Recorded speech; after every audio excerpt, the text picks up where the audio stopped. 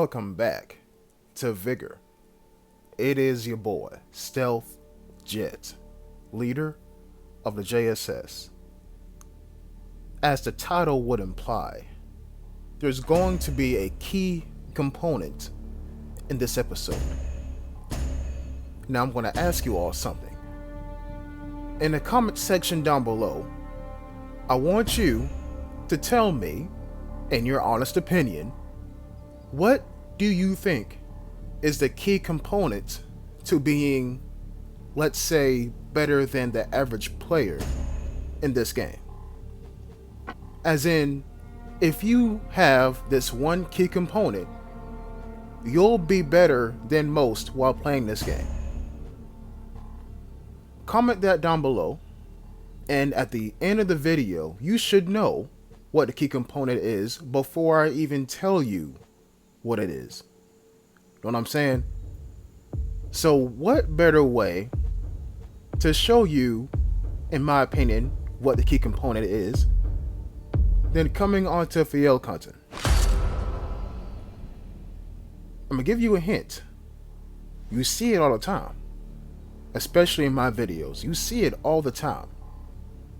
Now when I say better than most, that's relative too, because some people think wiping lobbies is better than most. Know what I'm saying? And that's cool for them. That's cool for them. But I play differently, in case you didn't know. Now we arrive here on Fjellkanten. Fjellkanten at night is a whole different beast from Fjellkanten during the day. Because I want to say there are more hostile bushes on Fjellkanten at night rather than the day. They're going to be in the same spots, but there's going to be more of them, if that makes any sense. So, when I crest this hill, I want you all to pay really close attention to the top right hand corner of your screen, because some shit going to happen.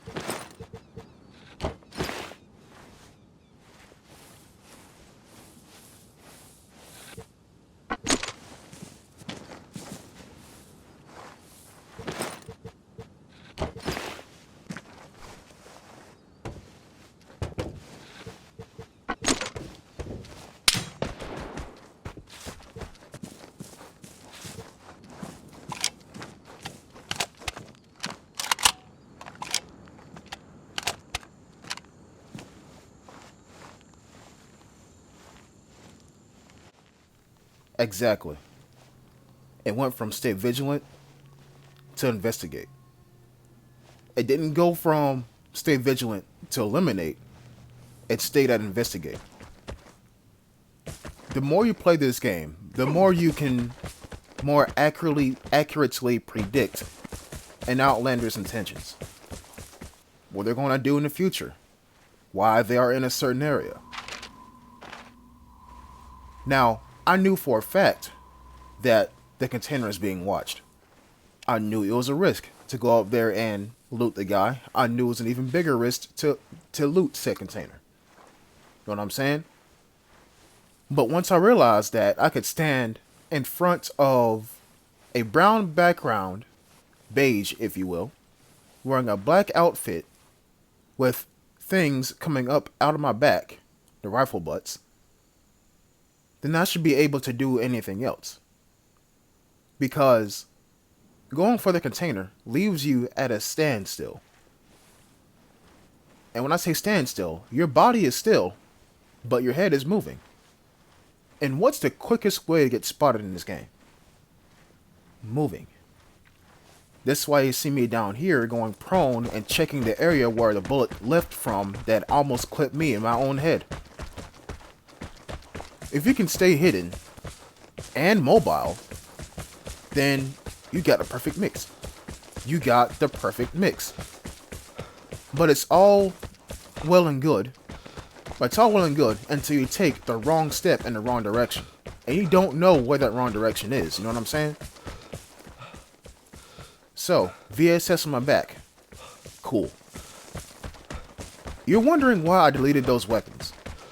Well, here's the thing. I don't want anybody else in this lobby becoming more dangerous than what they already are. If they have no weapon, keep them offenseless. Now, if you find some healers and you delete those, there's a special place in hell for you. I ain't gonna lie to you, there is, because number one, you can pick up those heals, but number two, you're preventing people from healing. I mean, damn, how evil can you get? And somebody else goes for the container. Now, my objective is still going to say stay vigilant.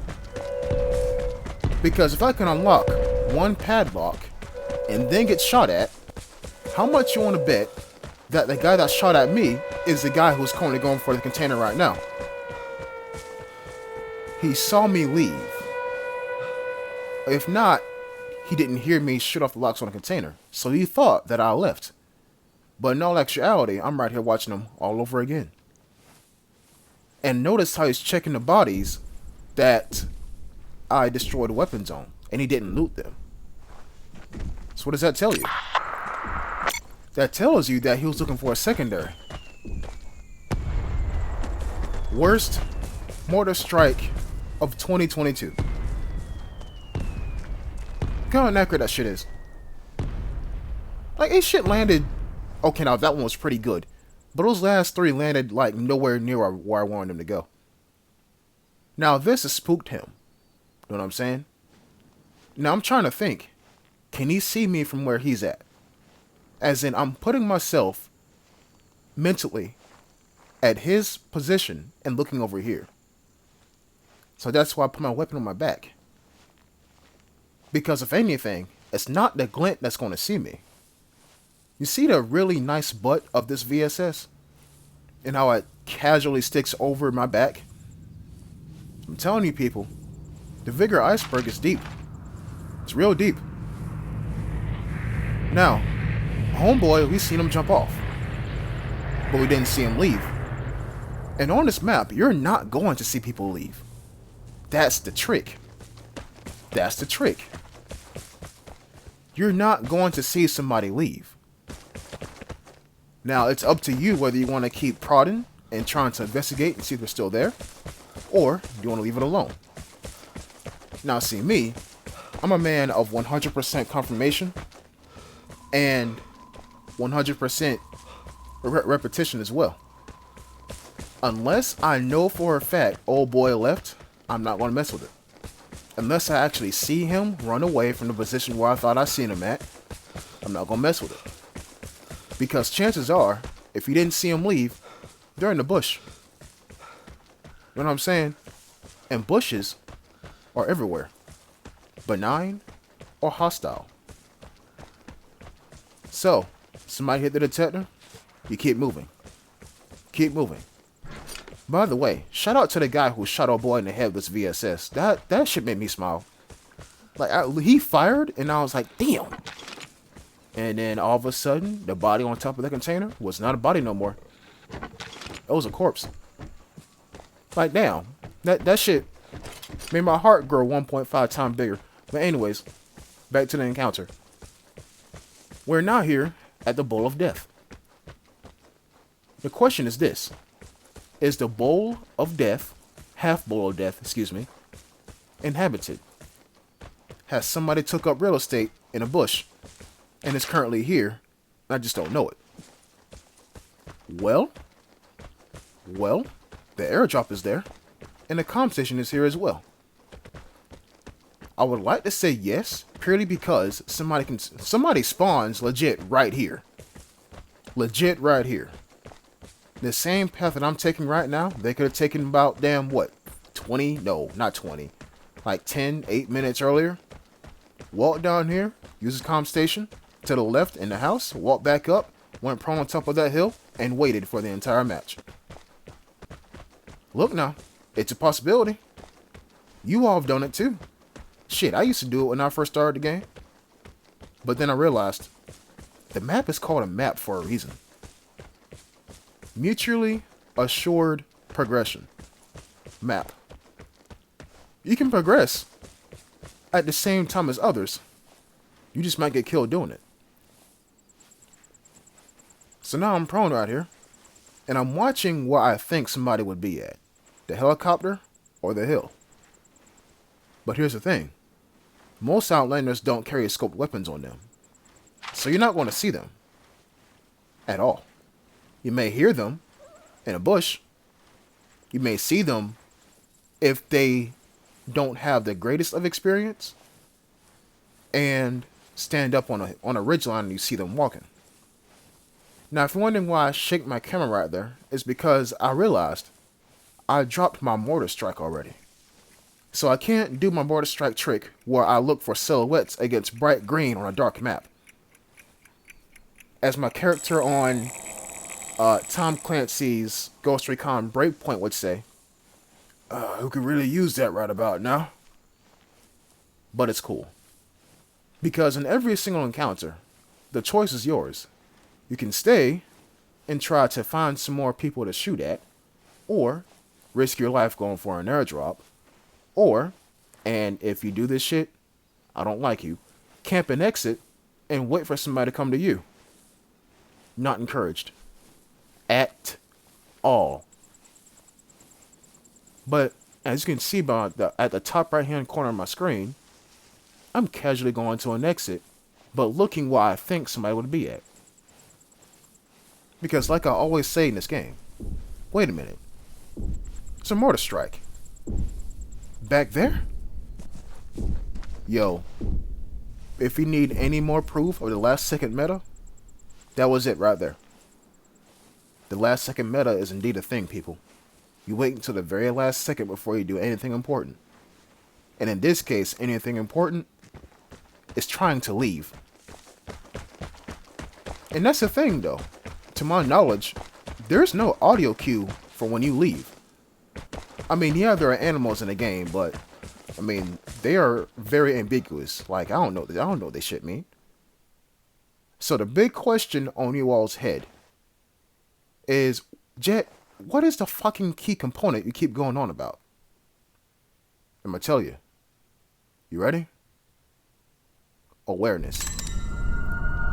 The key component to being better than average at this game is awareness.